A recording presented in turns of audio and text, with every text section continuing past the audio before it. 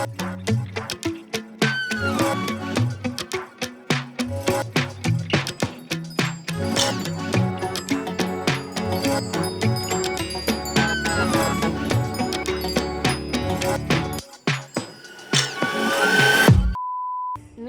दोस्तों, स्वागत है आपका एक और नई वीडियो में। तो सबसे पहले बात करते हैं हम हमारे इंडिया के बारे में। तो माना जाता है कि जो हमारा देश है वो एक पितृसत्तात्मक देश है, यानी कि पुरुषों का वर्चस्व हर जगह है, या फिर वो बिजनेस हो या जॉब हो या फिर घर का ही खुद एक एनवायरनमेंट ले ले, वहाँ पर महिलाओं की कम चलती है जबकि पुरुषों की ज़्यादा चलती है। हालांकि महिलाएं भी इसको काउंटर पार्ट करती हुई नजर आ रही हैं, अब हमें जॉब्स करती हुई नजर आ रही हैं, लेकिन अभी भी उस लेवल पे आना थोड़ा टाइम लगेगा उसमें। लेकिन अगर मैं आपसे कहूँ कि एक ऐसा देश है जो कि मातृ सत्तात्मक है, जहाँ पर महिलाओं की चलती है, चाहे वो जॉब हो या फिर घर हो, खेती का काम हो, बिजनेस हो, हर जगह पर महिलाओं का वर्चस्व है। इमेजिन करना थोड़ा मुश्किल है, लेकिन ये सच है। अब इसके अलावा भी बहुत सारी फैक्ट्स हैं जो आपको हैरान कर देंगी। एक ऐसा देश है जहां पर महिलाएं शादी करके अपने ससुराल नहीं जाती हैं, बल्कि लड़के शादी करके लड़की के घर जाते हैं। यस, ये देश है। Knock knock, it is not a fairy tale. सचमुच में ये देश एग्जिस्ट करता है और हम बात कर रहे हैं आज भूटान के बारे में। तो इस वीडियो में जानेंगे आज हम भूटान के बारे में कुछ ऐसे ही फैक्ट्स जो आपको चौंका कर रख देंगे। तो चलिए वीडियो की शुरुआत करते हैं। मेरा नाम है तेजस्वी और आप देखना शुरू कर चुके हैं AGSKI 360।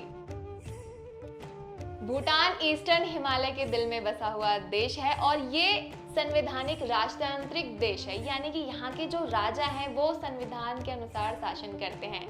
इसके अलावा भी भूटान को फेरी टेल क्यों कहा जाता है, क्योंकि आज की आधुनिक दुनिया में भी ये एक ऐसा देश है जिसने अपनी सांस्कृतिक विरासत के साथ साथ अपनी प्राकृतिक सौंदर्य को भी प्रिजर्व करके रखा हुआ है। यानी कि एक सिंपल वर्ड में कहा जाए कि संस्कृति, स्पिरिचुअलिटी और साथ ही साथ भूटान ठहराव के लिए भी जाना जाता है। वैसे भूटान को थंडर ड्रैगन लैंड के नाम से जाना जाता है, क्योंकि यहाँ पर कॉन्स्टेंटली थंडरस्टॉर्म आते रहते हैं, वो भी बहुत ही खूंखार टाइप के। वैसे भूटान जो है वो एक लैंडलॉक्ड कंट्री है, तो इनकी कोई नेवी नहीं है, लेकिन इनके एयरफोर्स का ख्याल इंडिया रखता है। इसके अलावा भूटान अपने हरे भरे जंगलों की बदौलत ओनली कार्बन नेगेटिव कंट्री है पूरी दुनिया में। जिसका मतलब ये हुआ कि भूटान जितना कार्बन डाइऑक्साइड प्रोड्यूस करता है, इससे ज्यादा ये एब्जॉर्ब कर लेता है। क्या आपको पता है भूटान दुनिया का एक ऐसा देश है जहां पर सबसे आखिर में टेलीविजन को इंट्रोड्यूस किया गया। 1974 तक भूटान पूरी दुनिया से अलग थलग था। 1974 में जब एक नए राजा का राज्याभिषेक होना था, तब जाकर वहां पर मीडिया को अलाउ किया गया और फिर 1990s में कहीं वहां पर पहला टेलीविजन इंट्रोड्यूस किया गया। माना जा रहा था कि टीवी पर वहां पर बैन लगा दिया गया था, क्योंकि भूटान को डर था कि इससे वहां के बुद्धिस्ट वे ऑफ लाइफ भ्रष्ट हो सकती है।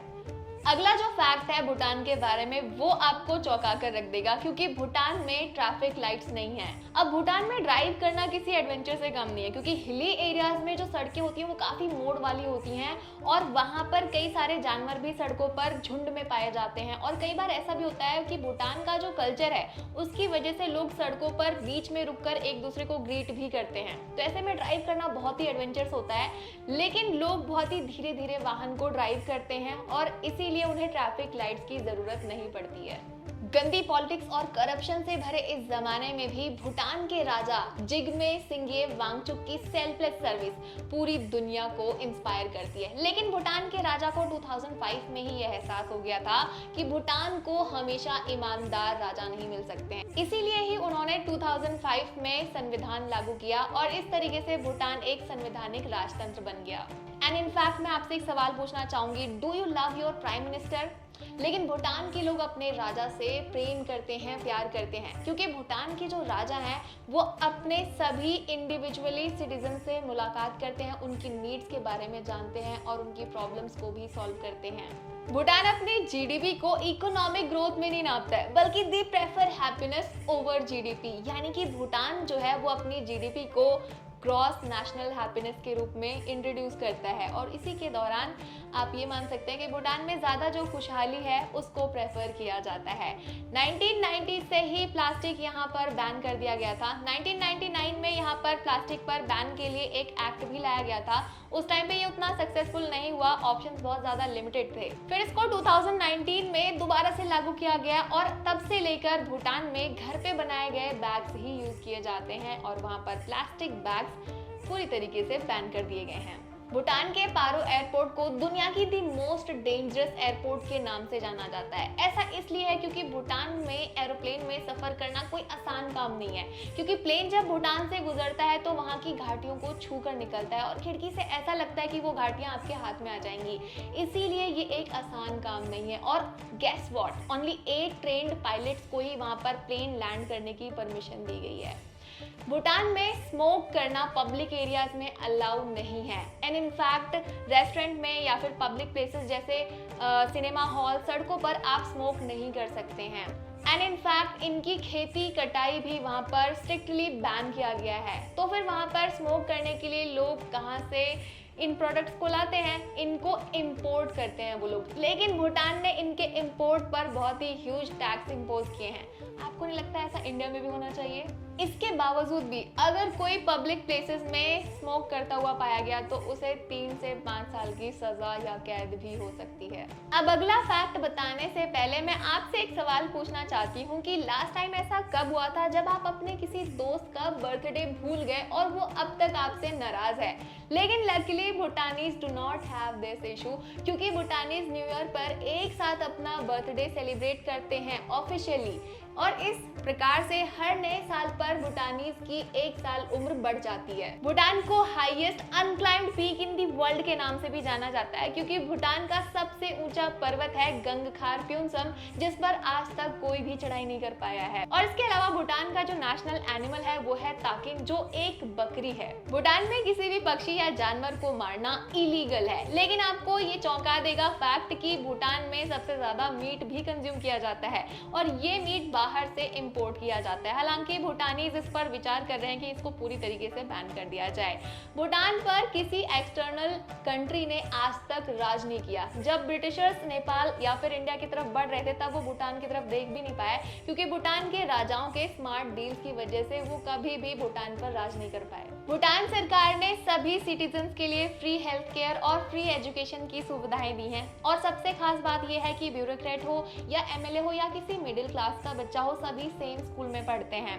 लेकिन आपको ये हैरान कर देगा कि 2019 में भूटान में होमोसेक्सुअलिटी को डीक्रिमिनलाइज कर दिया गया। भूटान का नेशनल स्पोर्ट तीरंदाजी है। तीर और धनुष का भूटान की हिस्ट्री में एक सिग्निफिकेंट रोल बताया जाता है और इनफैक्ट भूटान के पास ओलंपिक का एक तीरंदाजी टीम भी है। और इसके अलावा भूटान में मल्टीपल मैरिजेस अलाउड है, यानी कि आप एक साथ कई सारी शादियां कर सकते हैं और भूटान में मल्टीपल मैरिजेस और डाइवोर्स बहुत ही आम बात है, क्योंकि भूटान में majority of the people Buddhism को फॉलो करते हैं, जो कि प्रेम और करुणा सिखाता है और इसीलिए भूटान में क्राइम रेट्स बेहद कम हैं। भूटान में नेशनल ड्रेस पहनना मैंडेटरी है, यानी कि आपको स्कूल में, ऑफिस में और किसी नेशनल ओकेशंस पर आपको नेशनल यूनिफॉर्म पहनना है। तो क्या आप भी भूटान जाना चाहते हैं? इंडिया में कई ऐसी ट्रैवल कंपनियां हैं जो अपनी बाइक देती हैं आपको भूटान तक सफर करने के लिए। बस आपको लेना होता है कुछ ट्रैवल परमिट्स। बाकी ट्रेन से क्या ख्याल है भूटान तक सफर तय करने का? जी हाँ, भारत से भूटान तक ट्रेन की सेवाएं शुरू की जा रही हैं।